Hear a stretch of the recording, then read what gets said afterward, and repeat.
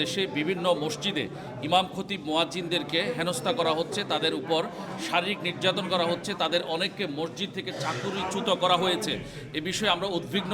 জাতীয় খতিব ফাউন্ডেশনের পক্ষ থেকে আমি এটা তীব্র নিন্দা জানাচ্ছি এবং প্রতিবাদ জানাচ্ছি। পাশাপাশি যারা যেখানে এমপি ক্যান্ডিডেট হয়ে যারা নির্বাচিত হয়েছেন এবং প্রশাসন সহ সকল কর্তৃপক্ষের কাছে, সংশ্লিষ্ট কর্তৃপক্ষের কাছে আমি দাবি জানাচ্ছি যে আমার ইমাম খতিবদেরকে অবশ্যই তাদের স্ব পদে পুনর্বহাল করতে হবে এবং তারা যে অন্যায়ের শিকার হচ্ছেন, অপরাধের শিকার হচ্ছেন, হেনস্থার শিকার হচ্ছেন, শারীরিক নির্যাতনের শিকার হয়েছেন, এটার আইনি প্রতিকার বা পদক্ষেপ নিশ্চিত করতে হবে।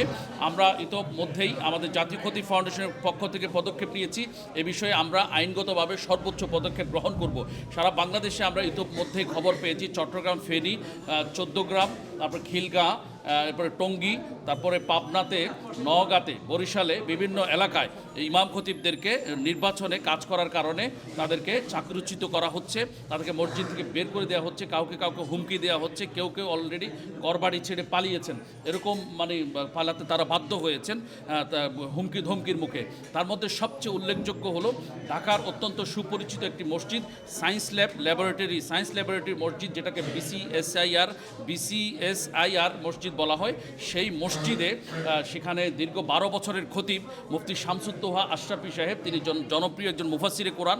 তিনি কুমিল্লা, নাঙ্গলকোট, লালমাই আসন থেকে ইসলামী আন্দোলন বাংলাদেশের পক্ষ থেকে তিনি এমপি ইলেকশন করেছেন, অর্থাৎ এমপি পদপ্রার্থী হয়েছিলেন। তিনি অনেক ভোটও পেয়েছিলেন, একজন জনপ্রিয় মানুষ। তাকে এমপি পদপ্রার্থী কেন হয়েছে এজন্য প্রতিষ্ঠানটির বিসিএসআইআর জামে মসজিদের সভাপতি, সায়েন্স ল্যাবরেটরির একজন কর্মকর্তা, তার নাম হচ্ছে ডক্টর হুসাইন সোহরাব, তিনি তাকে চাকরিচ্যুত করেছেন। গত জুমাতে তিনি মসজিদে গিয়েছেন চাকরি মানে অর্থাৎ দায়িত্ব পালন করার জন্য, মসজিদে নামাজ পড়ানোর জন্য, জুমা পড়ানোর জন্য গেছেন। তার সাথে ন্যূনতম সৌজন্যতা রক্ষা করা হয়নি। তিনি যে রুমটাতে অবস্থান করেন খতিব হিসেবে গেলে, সেই রুমে তালাবদ্ধ করে দেওয়া হয়েছে, তাকে অনেকটা লাঞ্ছিত আর হেনস্থা করা হয়েছে। আমরা বিসিএসআইআর মসজিদ কর্তৃপক্ষের কাছে দাবি জানাচ্ছি তাকে অবিলম্বে তার দায়িত্ব ফিরিয়ে দিতে হবে। সরকার সংশ্লিষ্ট বিসিএসআইআর মসজিদের যে সরকারি সংস্থা আছে সায়েন্স ল্যাবরেটরির ঊর্ধ্বতন কর্তৃপক্ষের কাছে আমি দাবি জানাচ্ছি অবিলম্বে আগামী জুমা থেকে মুফতি শামসুদ্দোহা আশরাফিকে তার দায়িত্ব ফিরিয়ে দিতে হবে খতিব হিসেবে। এবং একজন ইমাম বা খতিব, তিনি একজন বাংলাদেশের নাগরিক, তাকে অবশ্যই নির্বাচনে ক্যান্ডিডেট হওয়ার সুযোগ রয়েছে, তার সুযোগ রয়েছে।